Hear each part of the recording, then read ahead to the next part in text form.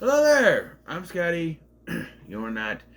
Welcome back to Birth Month and my second part of my three-part series on movies that I have theater experience with.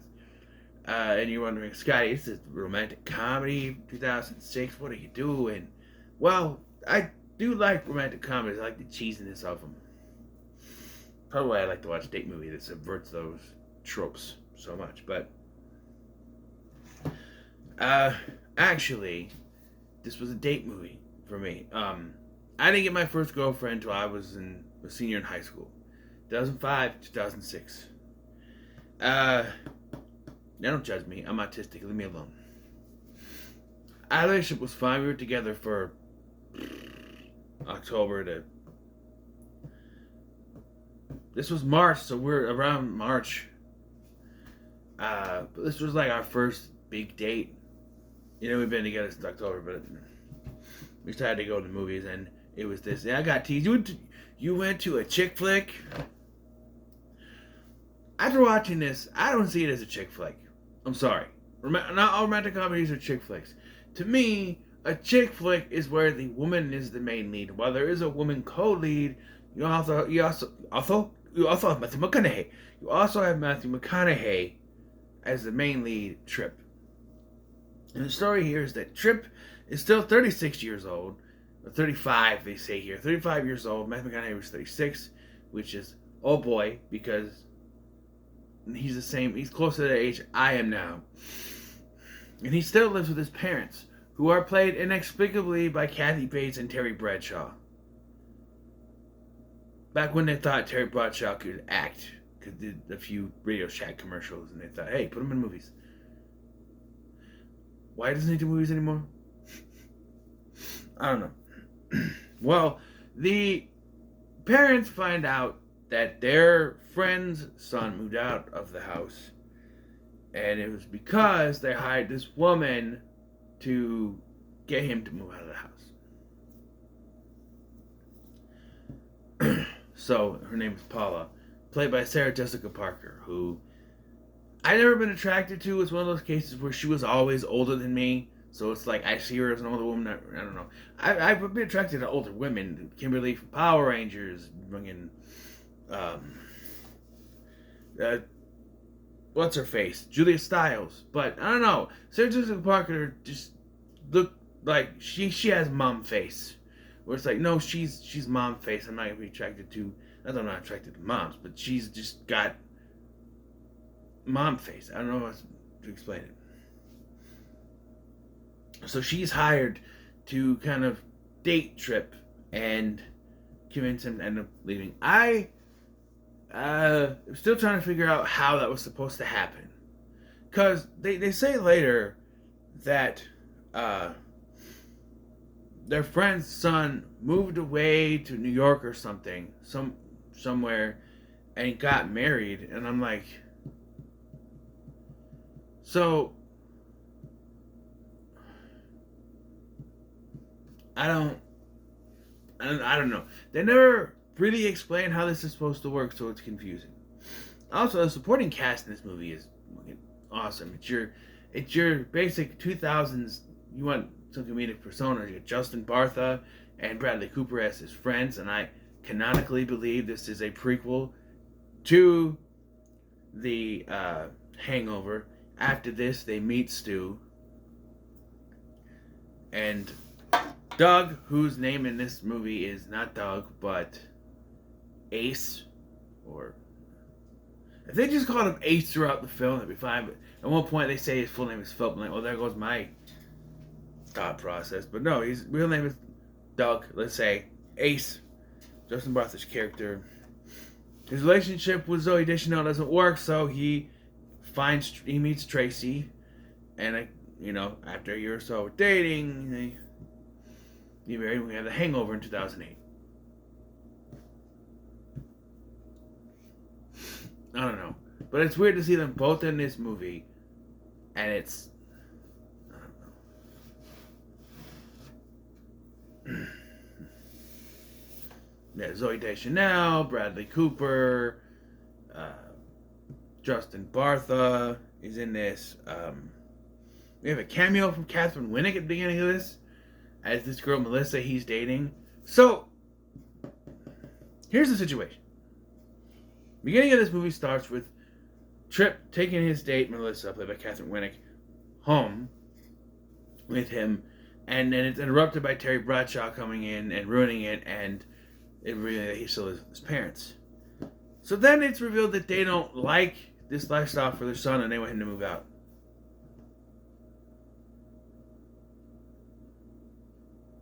You knew he was going on a date. You knew later. It's straight out said they know how his thing works. Why do you feed into this? Why did he have to interrupt? Like, what would have happened if he didn't interrupt and cause that problem? Would Trip have gotten mad, or Trip probably would have done something?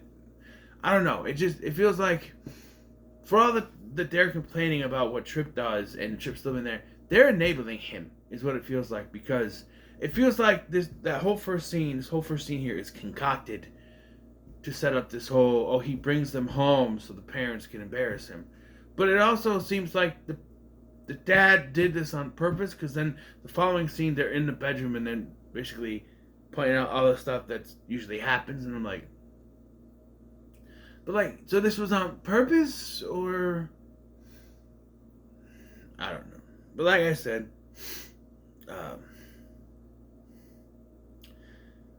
they go to this cookout with their old friends, and they find out about this, and then we smash cut to they're in a furniture store trying to get furniture, and that's when we meet Sarah Jessica Parker's character Paula. We do not get an introduction to her before this, because I think we're not supposed to know what's going on, even though the trailer probably spoiled it. I didn't look at it, but I should have to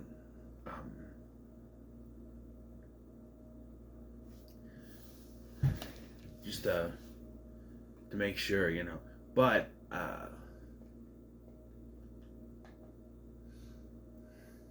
yeah. So as I was watching this, I started to realize the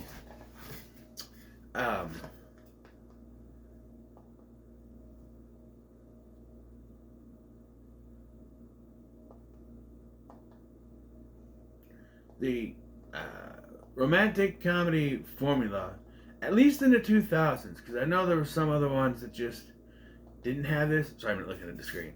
Hold on a minute. Alright, so I'm back. I watched the trailer. Couple scenes that weren't in the movie. I may have missed this one, but I don't remember one where Kathy Bates comes in and yells at him to clean his toilet while they're playing video games. Maybe there was one. I missed that one. But I know one that's not in the movie, that for sure is not in the movie, is they show a scene where Paula is sitting and talking with the parents about what she does, and that's not in the movie. They smash cut from them at the barbecue to being at the furniture store, and she shows up. There is no scene of her talking to them in the movie, so I don't know. But yeah, they outright spoil that this is a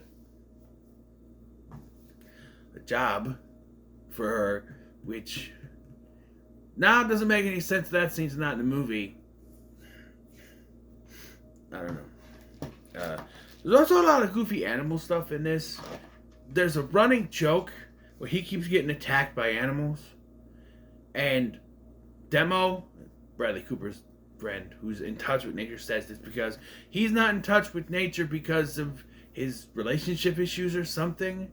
They do come full circle with that at the end, where a dolphin is nice to him, but he gets attacked by a chipmunk, a dolphin, and his finger is bit by a lizard that's supposed to be vegetarian. That's extra spooky, I guess. There's also some goofy stuff with some of the animals, like they showed the lizard laughing, and the only reaction from an animal I laughed is when she is pretending that she has to put her dog to sleep, and it's just like an injection that knocks him out. They're not dead or anything, but after Trip leaves, she asks him to leave, and then she's like, so what's his real name? And the vet is like, I don't know. I'm just here to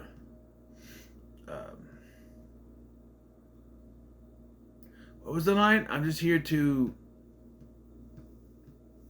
clean them up and chop off their balls or something like that. And then the dog goes, like he's Scooby-Doo or some shit.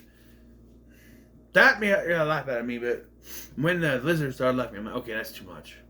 The dog's reaction was fine. What is this? The Hanna-Barbera universe? But yeah, so as I was saying before I cut off to watch the trailer, I'm noticing a formula with some found footage. That's what it is. Some romantic comedy movies where you have the guy has one or two friends with him telling him stuff, and then the girl will have a friend or two with her telling her stuff. It's very similar. The two that popped in my head watching this were She's Out of My League and My Best Friend's Girl. She's Out of My League, you had Jay Baruchel. He had a group of friends at the TSA. I want to say TS motherfucking A, but that's Get Out. TSA. And then a group of friends there. And then, I'm sorry if I keep touching my nose. I'm just aging. Hold on. And then, Eve, what's her name? She had Kristen Ritter. And then you go to My Best Friend's Girl, and Dan Cook has... Yes, Jason Biggs was also... That kind of twisted a little bit because Jason Biggs is also after Kate Hudson. Kate Hudson has... what's her name? What's her name? She was in Cloverfield, and Now You See Me Too. I can't remember her name. But she has her, so that, you know... Yeah, and here, of course, you have Remo and Ace, played by Bradley Cooper and Justin Bartha, and then you have Zooey Deschanel as her roommate, Kit, whose plotline in this movie is that she's dealing with an annoying bird, and the payoff is that Justin Bartha comes to help her out and they fall in love. That's it.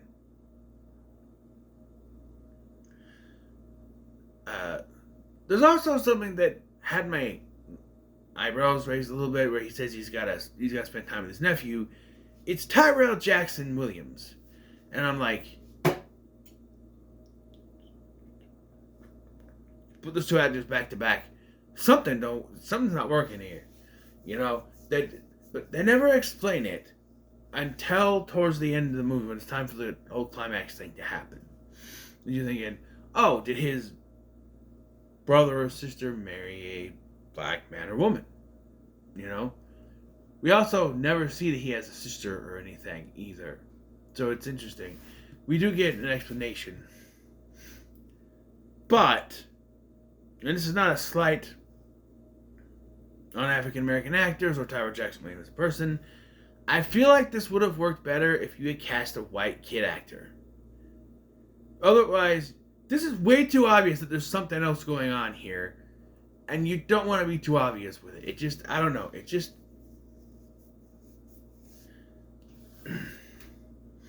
I don't know. But it does come down to, there's an issue because whenever his relationships get too serious, he brings the girl he's with home to his parents.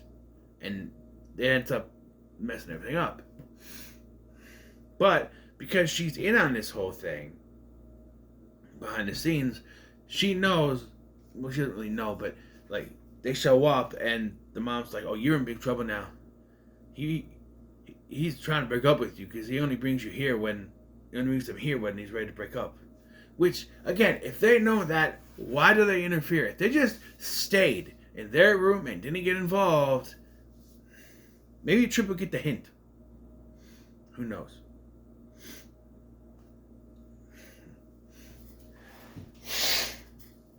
Bugging me. But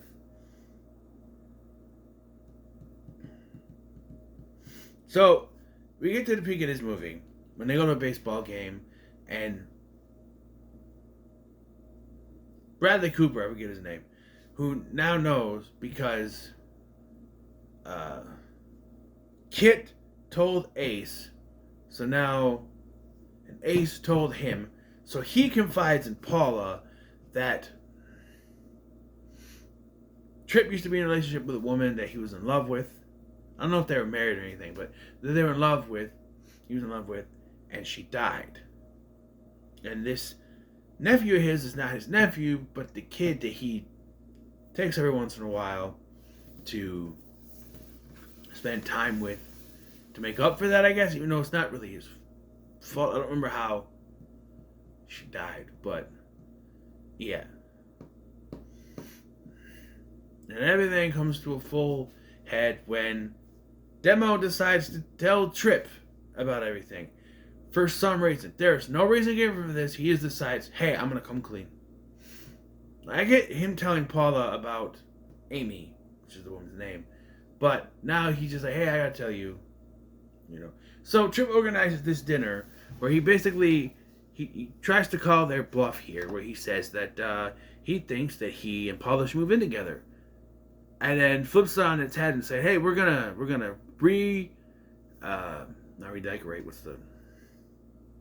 revamp the upstairs so there's room for both of us and you, my parents. They're gonna move in there. And then he just basically admits he knows the truth and shames both of them, and then leaves, and he's sleeping in a boat now because he sells boats. That was the thing. There's a plot point, strangely enough, which for me kind of makes this too much like 50 First Dates. In fact, I swear that I thought the ending to this movie was him taking off in a boat and being on his own and not getting back with Paula.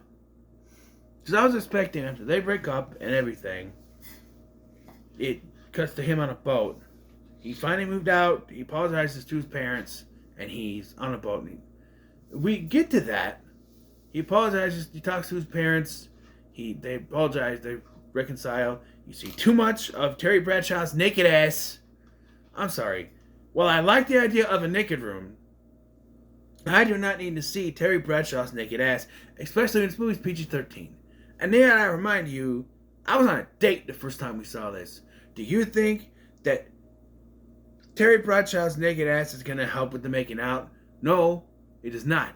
Although I did take another girl to see Jackass 3. Her idea, by the way, and there was some making out between the Steve-O and the shitter getting flown up. I don't know. Maybe it's just the right kind of girl you need. I don't know. But, well, wait till you find out the next movie that I took her to. Same girl. Next one. Same year, too. But,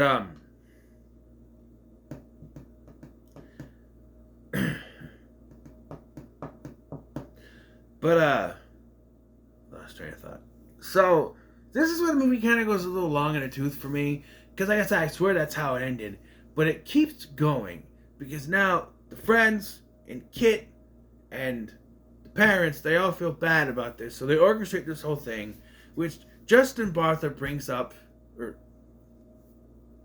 Ace brings up a plan that's been used in several romantic comedies. And even TV shows, by matter of fact. Where it's you send one person flowers from one of the people, and you send the other person the flowers from that person, and it's been done many times, and they just sort of laugh in his face like that. Do we have any ideas that aren't completely stupid? And so they come up with this idea of locking them in an apartment area together. And I immediately realized what the problem, what would actually happen in this situation. So what happens is, Kit takes Paula to this apartment, and Trip ends up being locked in a closet, he's duct taped and he's strapped around the chair, bound and gagged. And at one point they start talking, and I'm like, why does she still have the duct tape in her head? Because she's going to put it back on his face, that's why. But they're arguing, and this works to get them back together. But only I can think of watching this is, they have those big gigantic glass doors that if you broke them, you can walk right through. So all I'm sitting there watching this is, throw something through the glass door and walk out.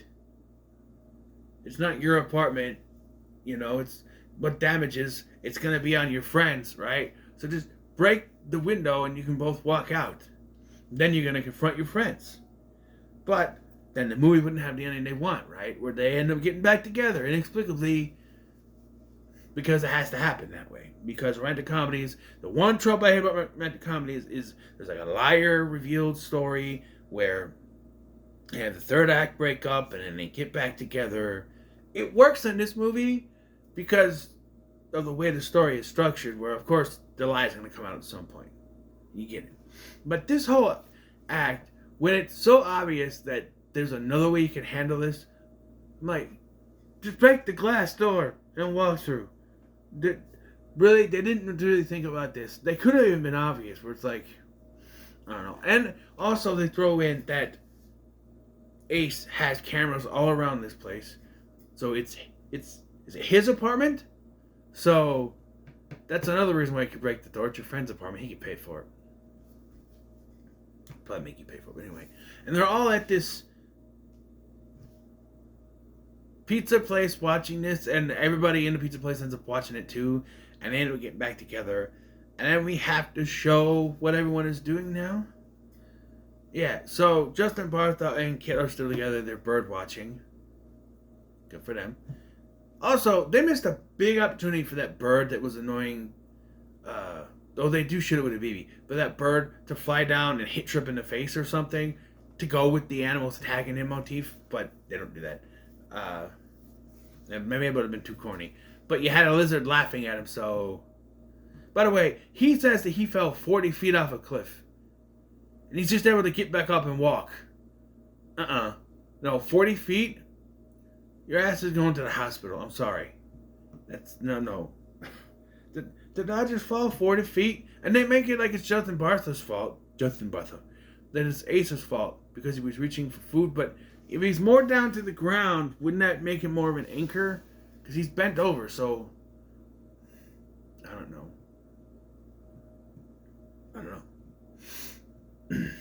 Anyway, so Ace and Kit are still together. And then I think Demo is with the pizza waitress lady. I think it's her. I was like, do I know her? And I looked her up. Not really. Apparently she's in Save the Last Dance 2. So there's that. No sequel for this one. But I don't know how the only way I could think that they would do it, because there was a hint when he's talking to the parents earlier. It sparked an idea for a sequel, because Kathy Bates is talking to him and she goes, one of the things why I didn't really want you to leave is because what if I'm scared as hell to be alone with your father. I mean, you see he was up there naked, you know. And yes, I thought it was a bit too far when they're sitting at the table trying to figure out what to do. And he's like, this shirt's so heavy. I'm like, we get it. You like being naked. We get it. But like, my thought was, what if they did a sequel where they're shown naked in bed together later at the end. They're covered, thank God. Much as I don't want to see Terry Bradshaw's naked ass, I do not need to see naked Kathy Bates. Thank you very much. Anyway,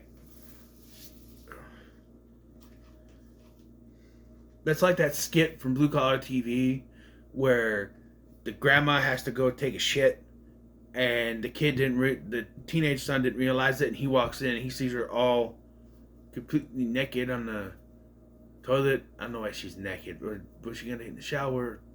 She felt that something like, I don't know.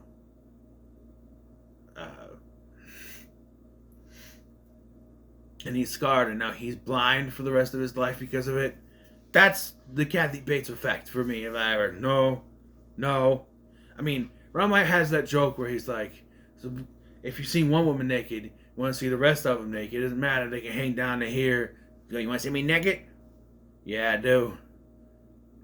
All right, roll them up. That's not always the case, though. It's not. You don't always want to see every woman naked. If they're like, I don't know, old. I don't know. Anyway, after that little tangent, my idea was that for a sequel, maybe when Trip moved out, their relationship hadn't been the same and they're struggling. So, they're on the brink of divorce. Maybe they're dating new people or something, or they they could put a spin on it where it's someone who's trying to sell their house, and it's actually someone like Paula, because they're gonna catch on to it, who's kind of doing this and that, talking. I don't know. They could have done something like that, but I don't know. But yeah, and then we see that Trip and Paula are on a boat now, which again kind of goes with the ending of 51st Dates, which came out 2 years earlier. But um,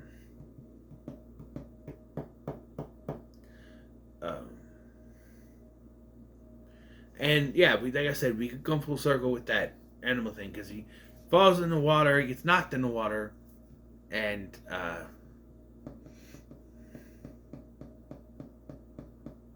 Dolphin shows up. I thought a dolphin was going to take him back to the ship, but no, he's just there. He's nice, and the dolphin swims off. And then she's like, "Do you need this anymore?" He's like, "No, I don't." I'm like, "Well, then he didn't need it to begin with. What the hell were we doing?" And yeah, and that's what hit the road, Jack, because the parents are both naked in the bed together, covered up, and hit the road, Trip. Don't you come back no more, no more, no more, no more. Hit the road, Trip. Yeah. So there it is. Failure to launch. So, for the first time since 2006 rewatching this, I don't know if I've seen bits and pieces of it, but I'm sure I never sat down and watched it again. Probably for reasons that I took my girlfriend to see it and we weren't together anymore by the time this came out on DVD. But the next movie I'm going to cover I watched many times, or a few times afterwards. Maybe that one didn't affect me much of this one, I don't know.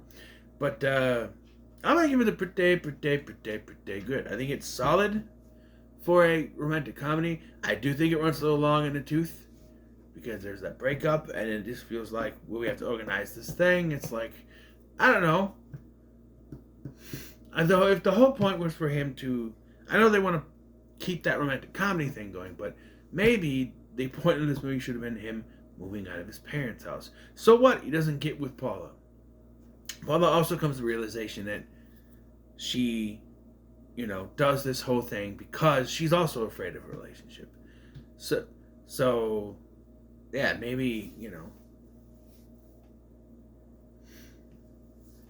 maybe we don't need to have them together, but show him on a boat doing whatever things, and have her having a first date in a long time as an actual date and not work. And she say something like, I'm kind of nervous. I haven't done something like this in a long time. Like, they're both moving on, but they don't have to get together. But for the sake of a romantic comedy, yeah, they have to get together, blah, blah, blah, blah, blah, blah, whatever. I just feel like they should have focused more on the he's moving out of the house type thing. Moved on. Yeah. I don't know. He doesn't, but him not getting, but they added that Amy thing in there, so maybe he did have to get with someone. But, they didn't add that in there, that would work better. I don't know. Anyway, what are your thoughts on Failure to Launch? By the way, I have no idea why the movie's called that. There's some movies that are named Failure to Launch. I don't know. Never got it. Leave a comment, so much like, share, and subscribe. Thank you for watching. I'm Sky, and I'll see you in the next one.